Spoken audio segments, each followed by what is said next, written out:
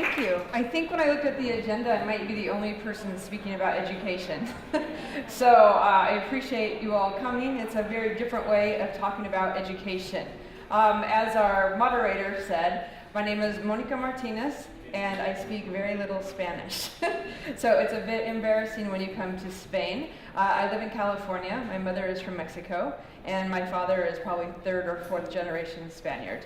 I work for a group called the XQ Institute.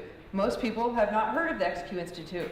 We are very new because we launched a competition to have the nation, educators, parents, business people, community leaders actually compete in a competition to win $10 million to reconceptualize the American high school.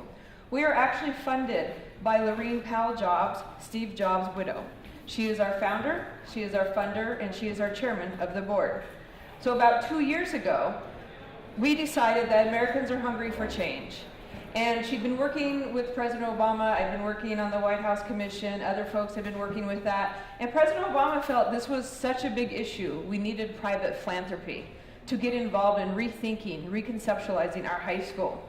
So we decided that a competition might catalyze the nation to really rethink high school, to create the new American high school of the 21st century and on.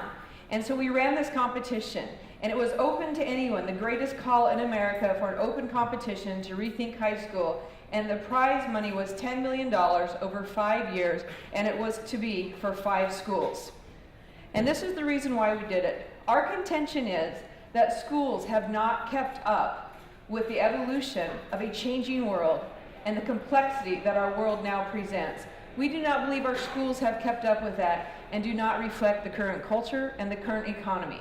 I'm going to show a video to let you guys see what that might look like. Oops. Can you guys cue the video? This is America in 1900. This is a car in 1900, and a phone, and a high school. This is America in 1950, and a car, and a phone, and a high school. This is today. A car, a phone, a high school. Whoa, back up. So cars are now this, and phones are now this, but high schools are still that? American high schools are based on the same model, and it's been over 100 years. Wow, that's a long time. But why? In 1900, it made sense for high schools to prepare students for that. But in 2016, shouldn't they be preparing students for this, and even this? So why are we still granting diplomas based on the time a student spends in a seat?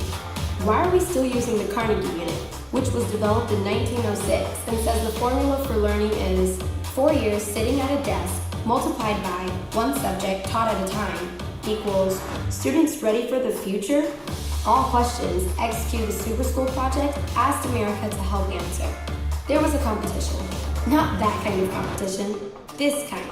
The kind where communities across the country come together to rethink high school. So every student, everywhere, can be prepared for the future. And that's big, like really big. Like the largest open call in history to redesign high school big. A year has passed. This is the hard work that went into it. 10,000 people across the country became school builders. And thanks to them, there will be brand new ways of teaching and learning. Starting with America's first 10 super schools. Schools that will let students learn by doing, that focus on the future and spark curiosity. Schools that build community, unleash potential, and solve real-world problems. Schools that will ask their students what they think and will actually listen to them. Students, like me.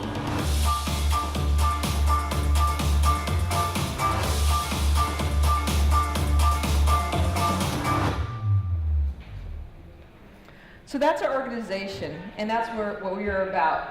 And as you can see, what the video shows is that we put our kids in a pre-factory type institution.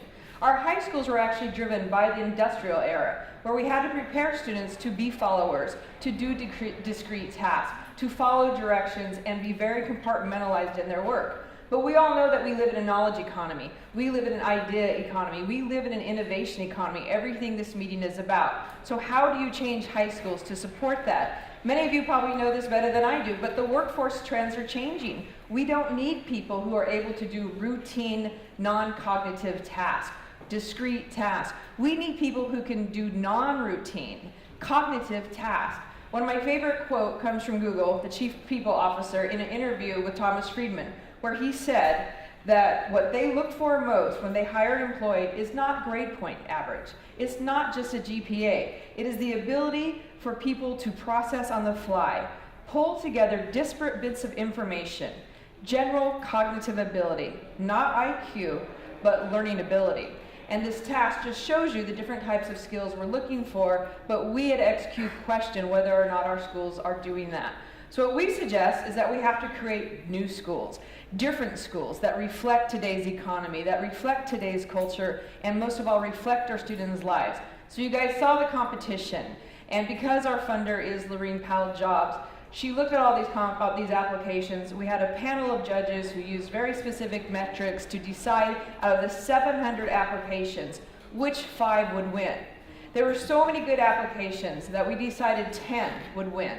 So 10 high schools last year, a year ago from today, were awarded with a $10 million prize for coming up with some of the best ideas to rethink school. So we put all our money on 10 schools.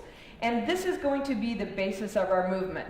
But we also realized there were some other schools out there that had some very innovative ideas that could still shine as a spotlight on very specific practices we supported.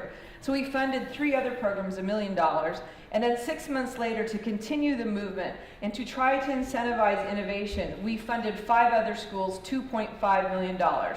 We have over $100 million invested in rethinking high school and using the schools that are on this website as exemplars for how we need to rethink high school. So what is the question? How do we rethink high school? You know, I'm here at Innovation Conference where a lot is around technology. Is technology that silver bullet? Yes and no, right? Technology has to be in service of learning. What we think most, and one reason why I was hired, is you have to teach for deeper learning. And this is what my book is about, and it gives examples of what that means. And what does it mean? It means quite simply that students learn in context. They learn through real problems. They learn by having authentic experiences in the community. They learn by bringing together multiple subjects into one content area, not learning discrete topics, discrete subjects in a compartmentalized way. That's the biggest shift we still think needs to happen. You saw the picture of desks lined up in rows, meaning that the teacher was on the stage, sage on the stage, direct instruction, and there were no other resources but that teacher or that textbook. We believe there's multiple resources, and we believe that schools should be porous and that they should extend into the community, bring additional adults in, leverage partnerships. We also believe deeply that technology should be used to personalize learning, that it's not one size fits all, and that with technology, students and parents can see how students are learning, can take ownership for how they're learning, and can decide how quickly or slowly they want to progress. Do they need to progress in 4 years like what our policies state in the United States of America? Or should they progress when they can demonstrate mastery of a certain competency, a certain standard? Those are the type of things that we stand for. So we believe that we have to have more adults inside the school and outside the school, that students should be learning. And we also believe that we have to expand our definition of success. It can't just be test scores. We have to think about this complex, ambiguous, volatile world, and we have to ensure our students are developing the skills to deal with all that volatility. So we call those social emotional learning. We have some of our schools that are going to provide a biliteracy seal, because as you know in the US, we don't teach in dual languages even though we should. So some of the schools are doing that. One of the schools is offering 4 years of computer science, coding classes. What are the kind of courses, and what is the teaching, and what is the technology that we need to be leveraging to be able to rethink what our high school looks like? So I'm going to show you a video of one of the winning schools that gives you an idea of how we think learning can look in today's knowledge economy.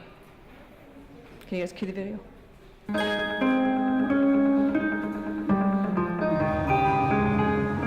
WLA is a tech-forward school where kids are able to not just use technology, but to actually make it Our goal here is to give all of our kids the most rigorous education that we can give them.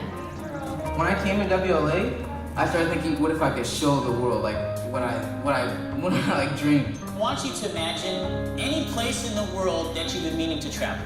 You yourself can create your own 3D environment. Whoa, wow.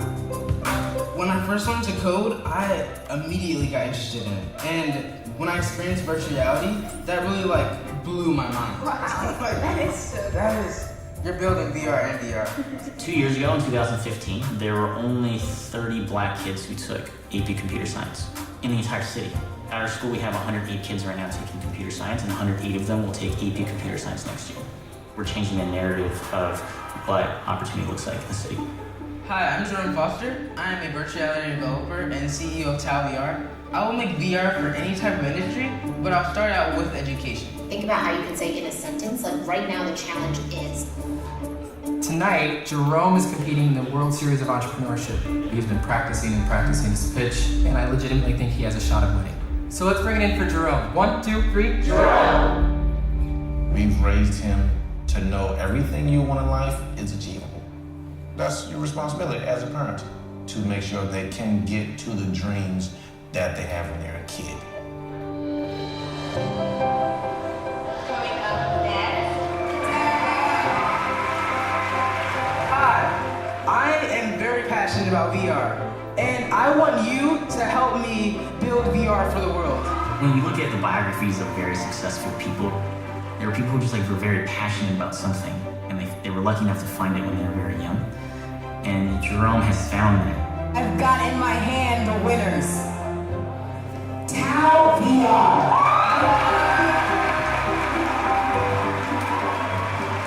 Jerome to me represents a lifelong learner. He is never satisfied with just enough and is consistently looking to push himself and those around him. Out of the mountain of despair, a stone of hope. What does that mean? This is what 21st century learning is like. There's the bus. At WLA, I found my voice and my passion, and I'm ready to change the world.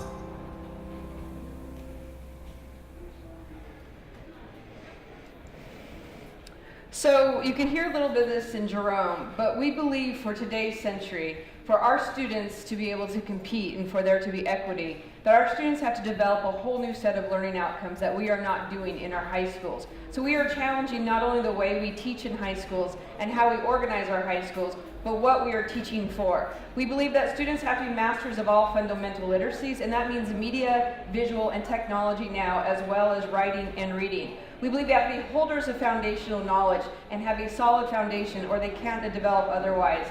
But because of the complexity of our world, our students most of all need to be generous collaborators for tough problems and original thinkers for an uncertain world.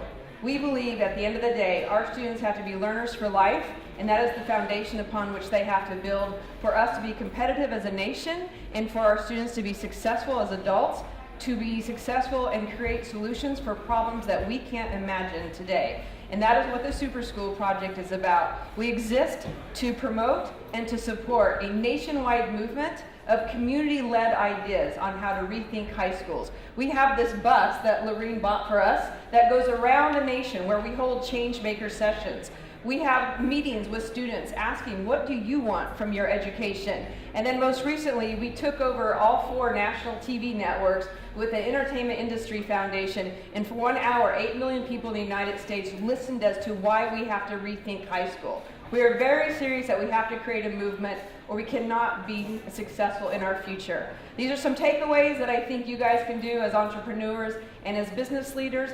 Help teachers learn about your industry, contribute to a school's curriculum, get employees involved with your students, bridge that world between work and school so we don't have such a disjuncture between our education and between what our students can know and do. In today's society, our students will be judged not just by what they know, but what they can do with what they know. Thank you very much.